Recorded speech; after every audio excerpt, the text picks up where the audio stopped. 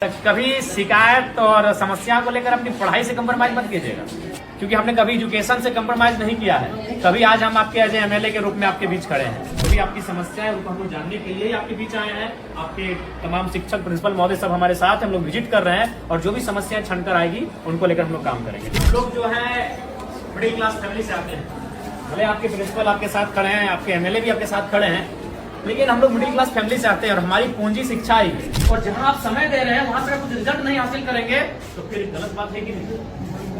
तो इसलिए आप यहाँ 6 घंटा समय दे रहे हैं, अपना 5 घंटा आप समय दे रहे हैं, तो इसलिए यहाँ से आपको परिणाम हासिल करके जाना है। देखिए, आपके माता पिता तो इस उम्मीद से आपको भेज रहे हैं कि मेरा बेटा वहां जाएगा, गुरु जी के सानिध्य में बैठेंगे, पढ़ेंगे तो बढ़ के आएंगे, लेकिन आप यहाँ क्या व्यवहार करते हैं ये आप पे डिपेंड करता है। कोई कंप्लेंट आएगा सीधा कॉल कीजिएगा या फिर हमसे मिलेगा, ठीक है? कोई भी आपको पढ़ाई लिखाई में असुविधा नहीं होनी चाहिए। आप लोग कौन सा क्लास है? नहीं ना? ठीक है, आप पढ़ाते रहो।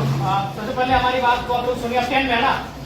देखिए, 10 में अगर आप हैं तो अभी ये महीना है दिसंबर का, आपके पास काफी कम समय है, इसलिए आपसे हम यही संदेश मेरा रहेगा कि आपको अभी यहाँ से पूरा अलर्ट रहना है। इसलिए बाबू साहब की देखिए, अभी जनवरी आएगा, कुछ दिन पिकनिक में चला जाएगा, फिर मकर संक्रांति आएगा, फिर सरस्वती पूजा आएगा, तो हमारे पास अगर देखा जाए तो काफी कम समय है और आप अभी उस मुकाम में हैं जहाँ अपने आप को बढ़ाएंगे। इसलिए यहाँ से आप एक भी दिन आज के बाद ढील मत कीजिएगा। और एक बात, आप जो अभी तक पढ़ाई हुआ है, जैसी बातें सर लोग मेहनत की है, आप लोग पढ़े हैं, बहुत सारी चीजों को आप जाने हैं, उसको आप प्रैक्टिस कीजिएगा, रिवाइज कीजिएगा। जो चीजें अगर, चूंकि अभी 10 में क्या है कि 10 के जो, चूंकि इसके बाद जब आप कॉलेज जाएंगे तो वहाँ एक्सपीरियंस दिखेगा, लेकिन अभी आप ज्यादातर रट के याद करते हैं, कोई भी चीजें उसको रटते हैं, 4 बार 5 बार रटते हैं, तो उसके बाद भी अगर मान के चले आपसे भूल होता है तो उसको आप हाथ से प्रैक्टिस कीजिएगा, क्योंकि आप जितना पढ़ के रट के याद करोगे उससे ज्यादा हाथ से अगर लिखोगे ना 3 बार 4 बार तो उसको आप याद हो जाएगा।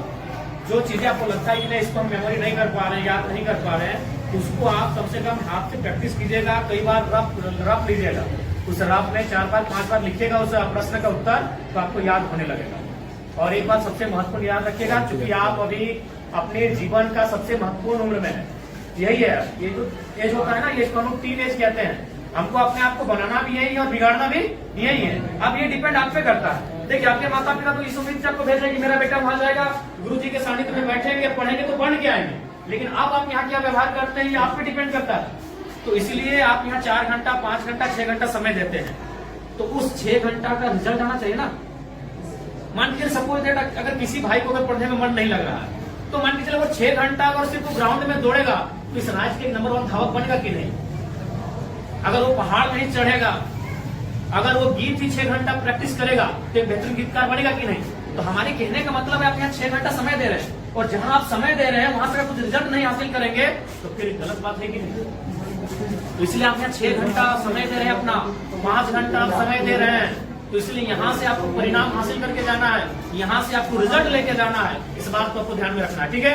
बाकी आपको जहां असुविधा होगी, आपके शिक्षक, आपके प्रिंसिपल तो साथ में ही, आपके विधानसभा के आपके एमएलए, हम भी आपके साथ हैं, जहां हमारी आपको जरूरत पड़ेगी आप हमें बेहतर याद कीजिएगा, ठीक है? आज चूंकि समय का अभाव है, 1 घंटे हम उसको ले लेते हैं। ये कौन सा क्लास है? 11 है। फैकल्टी क्या है? आर्ट्स। पढ़ाई लिखाई ठीक से कर रहे हैं ना? देखिए, मन लगा के पढ़िएगा ना, क्योंकि हम लोग जो है मिडिल क्लास फैमिली से आते हैं, भले आपके प्रिंसिपल आपके साथ खड़े हैं, आपके एमएलए भी आपके साथ खड़े हैं, लेकिन हम लोग मिडिल क्लास फैमिली से आते हैं और हमारी पूंजी शिक्षा ही है। हमारे मम्मी पापा के पास उतने पैसे नहीं है कि अगर हम शिक्षा में अच्छा नहीं करेंगे तो हम कोई बढ़िया व्यापार को आगे बढ़ा सकते हैं, हम बड़े शहरों में जाके अपने आप को स्थापित कर सकते हैं। हमारी पूंजी ही हमारा एजुकेशन है। हम जितना बेहतर से यहाँ से निखर के जाएंगे उतना हम अपने आप को स्टेब्लिश करेंगे। तो इसलिए आप लोग किसी भी प्रकार का कोई कंप्रोमाइज नहीं कीजिएगा।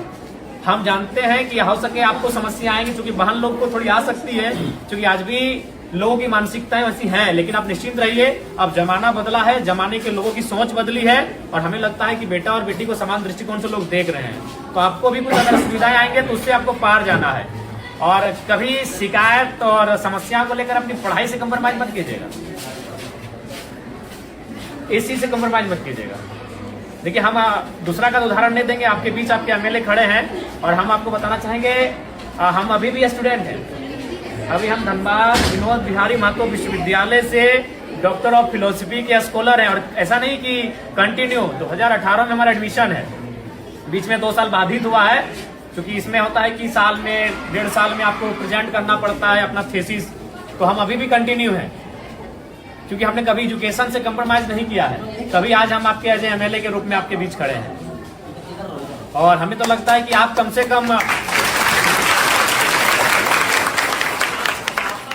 हमसे बेहतर परिवार से ताल्लुक रखते होंगे, क्योंकि हम उतना समय नहीं कि हम आपको अपनी घटना सुनाए, लेकिन संक्षिप्त में इतना बताना चाहेंगे कि हमने उस माँ ने हमें पढ़ाया है जिसने 28 साल की उम्र में अपने पति को खोया था। मात्र 28 ईयर हमारी माँ की आयु थी। हमारा जो छोटा भाई था वो मैंने गर्भ में ही था, उसका जन्म भी नहीं हुआ, तो दुनिया उसने देखा नहीं। तो उस समय हमारे पिता को हमारी माँ ने खोया था। उसी साल हमारे दादाजी का भी देहांत हुआ था, और ठीक उससे 2 साल पहले हमारी एक बहन और एक भाई, और उससे ठीक 1 साल पहले 1.5 साल पहले हमारे एक बहन का भी डेथ हुआ था। तो उस परिस्थिति में एक स्त्री ने हमारा परवरिश किया, और आज आपके एमएलए के रूप में हम हैं। हमने कभी एजुकेशन से कंप्रोमाइज नहीं किया है। आज भी हम स्टूडेंट हैं, आज भी हम स्कॉलर हैं। इसलिए आपको आपके एमएलए ये संदेश देना चाहेंगे कि किसी भी परिस्थिति में आप अपनी पढ़ाई से समझौता नहीं कीजिएगा।